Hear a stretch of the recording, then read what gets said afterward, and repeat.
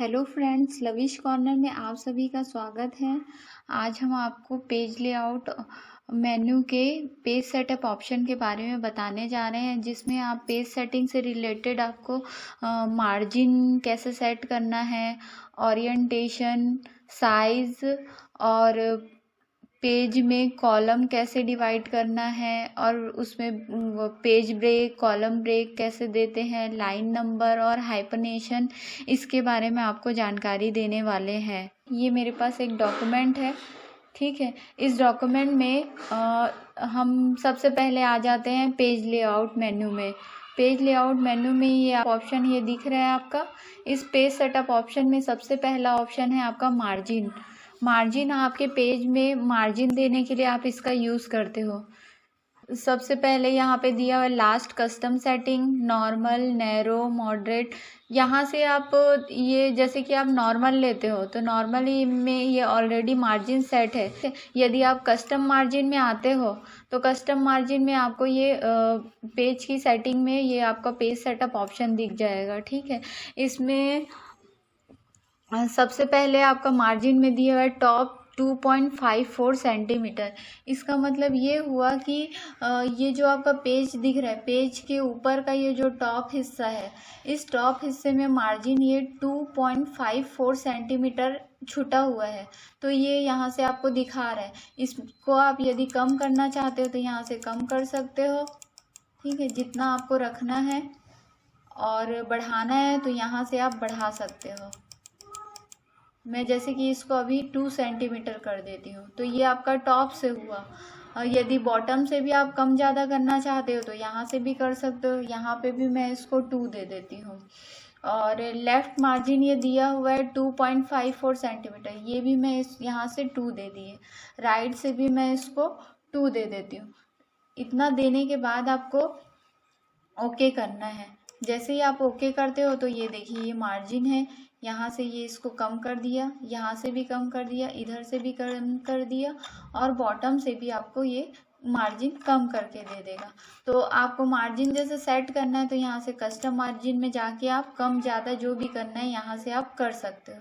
फिर उसके बाद दिया हुआ है ओरिएंटेशन ऑप्शन। ये आप इस पेज को चौड़े साइज में देना चाहते हो तो यहाँ पे लैंडस्केप ऑप्शन है, इस पर आप क्लिक करेंगे और ओके करेंगे, ठीक है। तो ये पेज को चौड़ा करके दिखाएगा, ठीक है।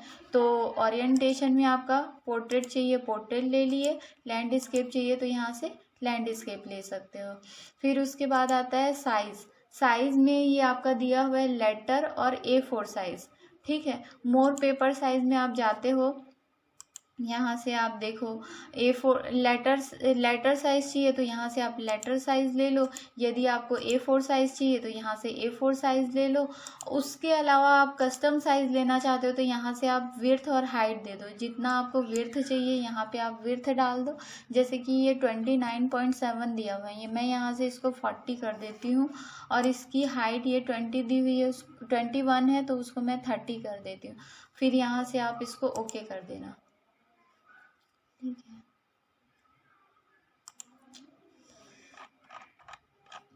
ये इस तरीके से आपको पेज का साइज जो है वो बढ़ा के दे देगा, ये आपका मोर पेपर साइज से।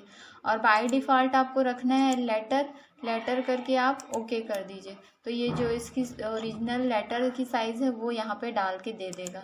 तो मार्जिन, ओरिएंटेशन और ये साइज़। अब उसके बाद आते हैं हम कॉलम ऑप्शन में। कॉलम ऑप्शन में जाने के लिए सबसे पहले आपको जितने भी मैटर को कॉलम में डिवाइड करना है पहले उसे सेलेक्ट करना पड़ेगा। फिर आप कॉलम ऑप्शन में जाइए। जैसे आप 2 कॉलम में डिवाइड करना चाहते हो तो 2 में क्लिक कीजिए, 3 में करना है तो 3। लेफ्ट में इस टाइप से लेफ्ट आपको कॉलम जो है एक तरफ छोटा करके देगा और एक बड़ा साइज करके देगा। वैसे आप राइट में भी कर सकते हो। यहाँ से आप मोर कॉलम ऑप्शन में जाते हो तो यहाँ से भी आपको ये दिखा देगा, ये 1 कॉलम, 2 कॉलम, ठीक है। यहाँ से आप 2 कॉलम में सेट करना है, 3 कॉलम में। जैसे मैं अभी ये 2 कॉलम ले लेती हूँ, 2 कॉलम करके ओके करती हूँ तो ये इसी मैटर को 2 कॉलम में सेट करके दे देगा, ठीक है। यदि आप इसमें कॉलम की साइज़ बढ़ाना चाहते हो तो यहाँ पे आप 3 कॉलम में डिवाइड कर दो। तो ये 3 कॉलम में डिवाइड तो कर दिया, लेकिन ये आपको इसमें पता नहीं चल रहा है। इसलिए नहीं पता चल रहा है क्योंकि यहाँ इसमें जो मैटर लिखा हुआ था वो बहुत कम था। तो सबसे पहले हम इसमें कॉलम को हटा देते हैं। इस पेज में हम कॉलम सेट कर लेते हैं। यहाँ से मैं इसको सेट कर दी, ठीक है। ये लिए, यहाँ से आप कॉलम में 2 कॉलम में गए, ये आपको 2 कॉलम में डिवाइड कर दिया। इसी को आप 3 कॉलम में डिवाइड करना चाहते हो तो यहाँ से 3 कॉलम में ये डिवाइड कर देगा।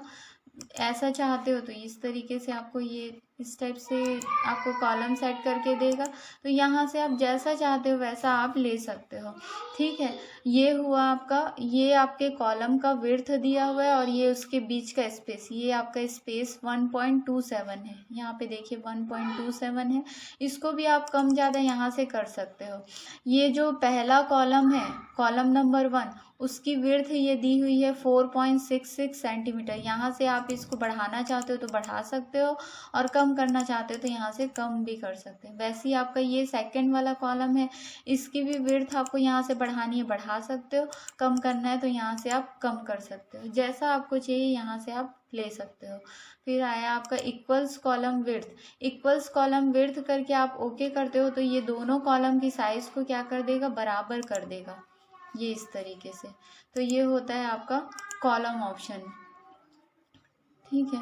फिर उसके बाद यहाँ पे दिया हुआ है line between option. Line between क्या होता है, यदि आप दोनों कॉलम के बीच में लाइन खींचना चाहते हो तो यहाँ पे आप लाइन बिटवीन में क्लिक कर दीजिए और फिर यहाँ से आप ओके कर दीजिए। तो ये इन दोनों के बीच में एक लाइन खींच के दे देगा, ठीक है। तो ये हुआ आपका कॉलम ऑप्शन। फिर उसके बाद होता है आपका ब्रेक ऑप्शन। ब्रेक में आपका एक पेज ब्रेक दिया हुआ है, एक कॉलम ब्रेक दिया हुआ है, एक टेक्स्ट रैपिंग है। तो सबसे पहले आप पेज ब्रेक देख लो।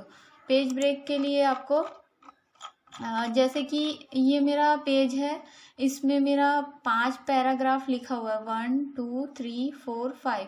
अब इसमें से मैं ये चाहती हूँ कि ये जो 3 पैरा इसमें रहे, बाकी 2 पैरा वो अगले पेज में आ जाए। तो उसके लिए आपको क्या करना पड़ेगा, यहाँ से आप पेज ब्रेक ऑप्शन आप यूज़ करते हो तो ये देखिए ये अगले पेज में आ जाएगा। तो ये होता है आपका पेज ब्रेक ऑप्शन।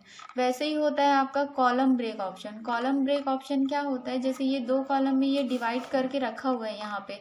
अब मैं चाहती हूँ ये जो यू कैन इजीली ये लिखा हुआ है, ये वाला पैरा ये इस कॉलम में आ जाए।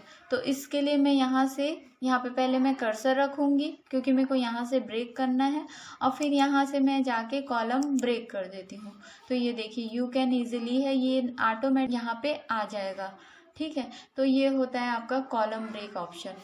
फिर उसके बाद दिया हुआ है लाइन नंबर। जैसे कि ये आपका टेक्स्ट है, ठीक है, इन सब में आप लाइन नंबर डालना चाहते हो तो यहाँ से आप लाइन नंबर में गए, कंटिन्यूअस करिए। ये देखिए ये आपको सब में आपको लाइन नंबर डाल के दे देगा, 1 से लेके ये 31।